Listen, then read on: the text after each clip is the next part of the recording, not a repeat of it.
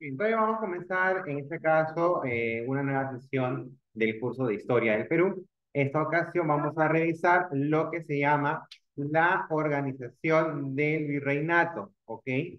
A ver, ya más o menos hemos estado viendo el periodo entre conquista, en el periodo de la conquista, ¿no? En donde en este caso, más allá también de la resistencia incaica, ¿no? Se desarrollaron los conflictos civiles entre, en este caso, los españoles. Primero entre los socios conquistadores, posteriormente, en este caso, ya con los encomenderos, ¿no? De los encomenderos contra la corona española. Pasaron más o menos unos cuatro virreyes y todavía no estaba clara la organización del virreinato. Tanto es así que recién a partir del quinto virrey, recién a partir del quinto virrey, en este caso, es que de alguna manera se pudo, eh, se pudo, en este caso, tener cierta organización. ¿Y quién fue el quinto virrey? El quinto virrey fue Francisco de Toledo, ¿ok? Entonces, cuando llegó en este caso Francisco de Toledo, quien asumió el virreinato o el cargo de virrey en el año de 1569, comenzó primero la tarea de, en este caso, recoger información sobre el gobierno para justificar en este caso la conquista y demostrar, ¿no? Que los incas habían implantado un régimen autoritario en los Andes. De esta manera, lo que él buscaba era legitimar la autoridad del rey como gobernante en el Perú y presentarlo como una especie de liberador de la población andina de la supuesta tiranía incaica. Eh, Uno de los lugares a los que visitó el virrey Toledo fue en este caso Potosí, que ya en ese momento se había convertido en una ciudad minera importante. Entonces, tomó las siguientes medidas. Primero, establecer la mita minera. ¿Qué era la mita minera? En este caso, un sistema de trabajo obligatorio que aseguraba la mano de obra andina para las minas. Posteriormente, impulsó técnicas destinadas a mejorar los métodos de purificación de la plata mediante el uso de mercurio o azogue, mineral que era trasladado desde las minas de Huancavelica hacia Potosí. Creó la Casa de la Moneda de Potosí con el fin de acuñar monedas. De esta manera, vigilaba la extracción de la plata y aseguraba en este caso el pago de impuestos. Lo que se le reconoce al virrey Toledo, ya en este caso, fue el restablecimiento del orden en el virreinato. Durante sus primeros años de gobierno, en este caso en el virreinato, se produjeron motines dirigidos por españoles, ¿no? Entonces, que demostrar en este caso la inestabilidad social del gobierno. Estos motines fueron sofocados exclusivamente por el virrey Toledo y logró establecer el orden. También el virrey Toledo tuvo que enfrentar las incursiones del corsario Francis Drake, corsario inglés que apareció en el año de 1579 frente al puerto del Callao. Drake, sin embargo, no atacó el puerto, sino que se dirigió al norte. Toledo armó una flota para darle caza, pero no logró alcanzar. Toledo también pretendió, pero sin mucho éxito, acabar con la resistencia de los araucanos en Chile. Su mayor dificultad fue formar un ejército para poder combatirlos, pues los españoles conocían la fiereza de los indígenas chilenos y de la escasez de metales preciosos en Chile. Esto los desalentaba a enrolarse en la campaña y a salir del Perú. Para resolver la situación, Toledo formó un regimiento de 250 hombres compuestos por presos políticos y desterrados. al frente de los cuales estaba Rodrigo de Quiroga. Aunque llegaron a obtener ciertas victorias, no pudieron someter a los araucanos.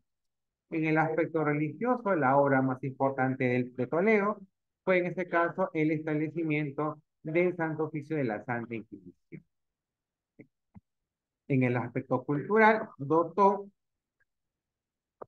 de un nuevo local y suministro rentas y suministró rentas para poder pagar a los profesores de la universidad que existía en Lima desde 1553 y que desde 1574 se llamó San Marcos. También se preocupó por la educación de la élite indígena y creó en este caso los colegios para hijos de curacas, tanto en Lima como en Cusco. Una de las prioridades de Toledo en este caso fue la reorganización de la población indígena para un mejor control y fácil evangelización. Por ello, el virrey agrupó a los indígenas en pequeños pueblos llamados reducciones. La reducción era una ciudad pequeña con una plaza en el centro donde se encontraba la iglesia y las casas de autoridades. En los alrededores se hallaba en este caso las tierras comunales. Eh, las revoluciones no siempre coincidieron con el patrón del pueblo incaico, pues en muchos casos se levantaban cerca de caminos o lugares de fácil acceso. Al congregar a la población indígena, en las reducciones lo que se garantizó fue el cobro de tributos, el reclutamiento de mano de obra y también la evangelización. Ahora, ¿cómo fue la organización del Virreinato del Perú? Ya, tenemos primero a las autoridades metropolitanas. Primero, el rey. El poder del rey de España había sufrido varias transformaciones a través de la reconquista contra los moros. Inicialmente, el régimen feudal de los reyes visigodos, ¿no? El monarca tenía poderes limitados, perdón. Era un primus inter pares respecto a de los nobles. Es decir, su poder no era tan, tan todopoderoso en ese tiempo.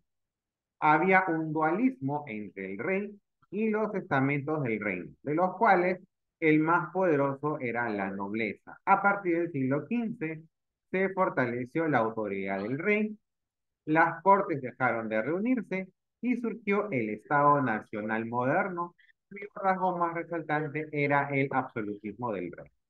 El absolutismo no era solo, como se había dicho superficialmente, que el rey gobernaba por voluntad divina, sino que antes que todo, el rey concentraba en su persona todos los poderes políticos, administrativos, legislativos, militares y tributarios, y aún en este caso los religiosos como el real patronato. El rey, en este caso, en la relación con las colonias, el rey gobernaba ya sea directa o indirectamente a todos los funcionarios de la colonia y era el supremo árbitro en cualquier contienda de competencia. En el siglo XVIII, con los Borbones, fue considerado vicario de Dios en América. Ahora, los reyes de España que gobernaron América y el Perú pertenecieron a tres dinastías diferentes. Primero, la casa Trastámara, donde en este caso estaban los reyes católicos Isabel I y Fernando de Aragón. Posteriormente, en este caso, terminado su periodo, fueron gobernados por la casa de Habsburgo, es decir, por la dinastía de los Habsburgo, primero con Carlos I o Carlos V, ¿no? Entre el año 1519 a 56. Posteriormente, los gobernaron, ¿no? Gobernaron la corona española, Felipe II, tercero y cuarto, y posteriormente Carlos II.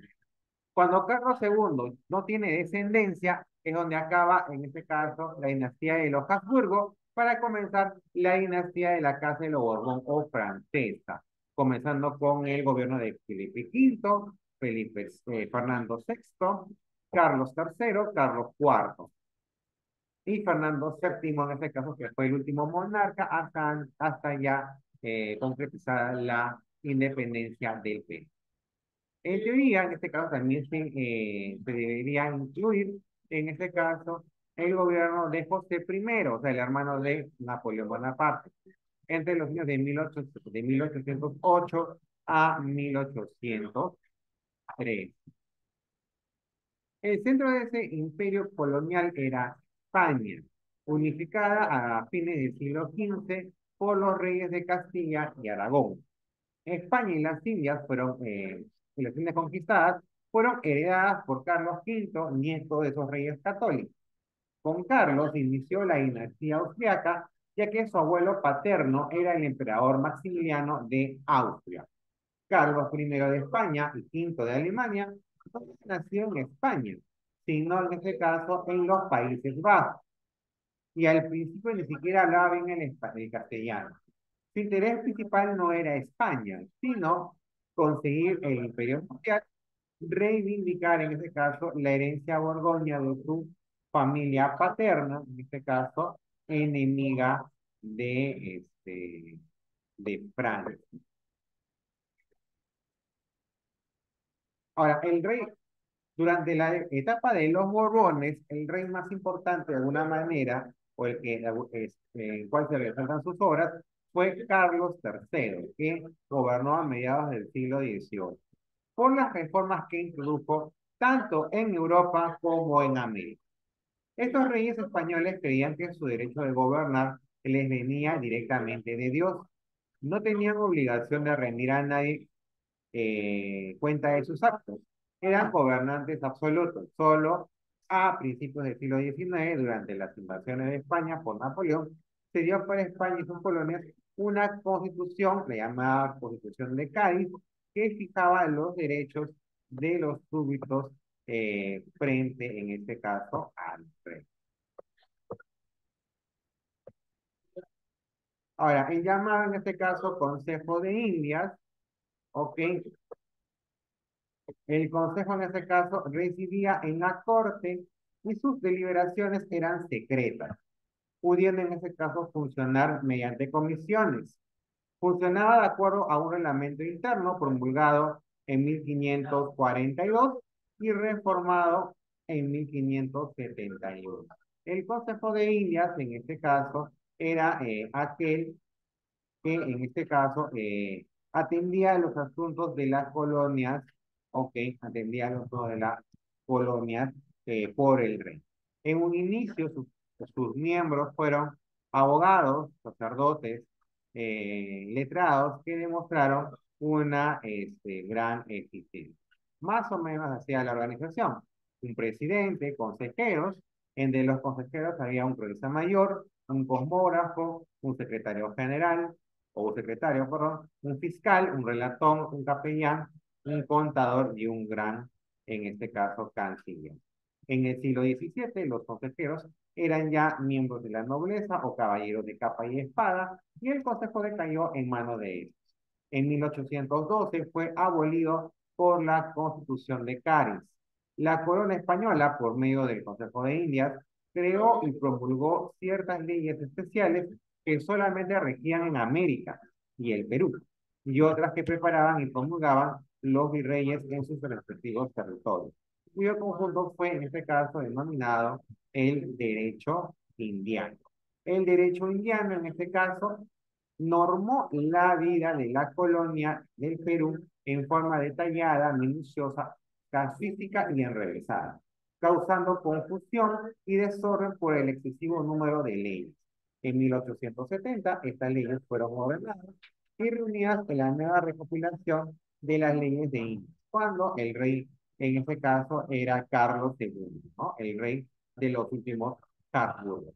En cuanto a la Casa de Contratación de Sevilla, ya fue un órgano de gobierno especial para todos los asuntos relacionados con el comercio con las Indias y la organización de las expediciones. Sus atribuciones fueron amplias, destacando registro de todos los barcos, tripulantes y carga que venían por encima de las Indias, controlar el comercio establecido entre España y el virreinato, fomentar el intercambio comercial y mercantil, vigilar en este caso la capacidad técnica de los pilotos. Fue creada en 1503 con sede en Sevilla, abolido el sistema de monopolio comercial, se suprimió en el año de 1790. Ahora, se le llama en este caso instituciones metropolitanas porque de alguna manera eran instituciones que que administraban las colonias desde España, pero también en este caso había administración propia de cada colonia, ¿ok? Comenzando por el virrey. La colonia española, en este caso, para poder administrar sus amplios territorios en América, dividió en este caso sus posiciones en áreas, en grandes áreas administrativas. Primero, el Virreinato de Nueva España, cuya capital era la Ciudad de México, y abarcaba América Central, el Caribe y parte de Norteamérica. Y el Virreinato del Perú, que tenía como capital a Lima e incluía a toda América del Sur, a excepción de Brasil. El virrey era el representante del rey y la máxima autoridad dentro del virreinato. Por lo general, era de origen noble, aunque también hubo virreyes militares, abogados y ocasionalmente algunos eclesiásticos. Al virrey le competían todos los asuntos de gobierno, la guerra, economía, comercio, navegación y el regio patronato, que era el derecho de los monarcas españoles de proponer al Papa en determinados candidatos para ser, en este caso, obispo de América. Las audiencias eran tribunales de justicia que tenían, en este caso, como atribuciones políticas dentro de la jurisdicción territorial del dominio hispánico. Estas estaban compuestas por oidores, juristas españoles que asesoraban al virrey en asuntos del gobierno. Además, existía todo un cuerpo de funcionarios menores, como los alcaldes del crimen, abogados, procuradores, etcétera, que estaban integrados a la tarea de la audiencia. La audiencia tenía importantes funciones de gobierno. Los oidores fiscalizaban a los altos funcionarios coloniales, incluyendo al rey, mediante los denominados acuerdos reales. Esta función convertía a la audiencia en el importante contrapeso al poder del rey. Por eso hubo continuas fricciones y pugnas por imponerse el uno, en este caso, sobre el otro. Al siglo XVII ya dependían del virreinato peruano las audiencias de Lima, ¿no? Creada en 1542, Panamá, 1564, Bogotá, 1648, Quito, 1563, Charcas, 1559 y Chile en el año de 1560. Los corregimientos eran unidades administrativas, pero de menor rango. Al principio solo existían en las ciudades españolas o ciudades españolas, que eran una 17, pero posteriormente, a mediados del siglo XVI, también se organizaron corregimientos indígenas, un total de 52. El encargado de un corregimiento era el corregidor. Para obtener este cargo, el candidato no debía tener ningún vínculo con la zona que iba a administrar ni haber nacido allí. Tampoco podía casarse con mujeres del lugar. De ese modo, se esperaba que ejerciera sin compromiso en este caso, sus funciones. El corregidor tenía en este caso funciones políticas, judiciales, que podía cumplir con amplia independencia. Para el siglo XVIII, cuando ya empezaron a gobernar eh, los Borbones en la corona española, los corregimientos fueron sustituidos por las intendencias, jurisdicciones más extensas creadas con el fin de mejorar el sistema de recaudación de impuestos. Los intendentes encabezaban las intendencias y eran exclusivamente españoles.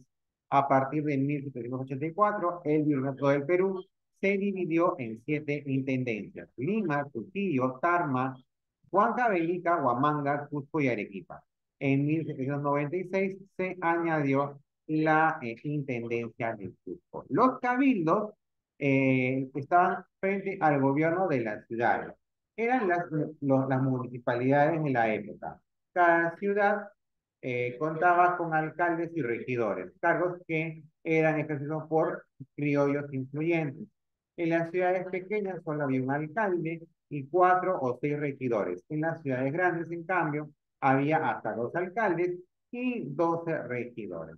Entre las funciones de los cabildos era en este caso repartir la tierra entre los vecinos, organizar la policía local, autorizar la construcción de inmuebles, reparar caminos, administrar las escuelas. Las decisiones se tomaban a través de sesiones extraordinarias u ordinarias que podían ser abiertas o, en este caso, cerradas, ¿no?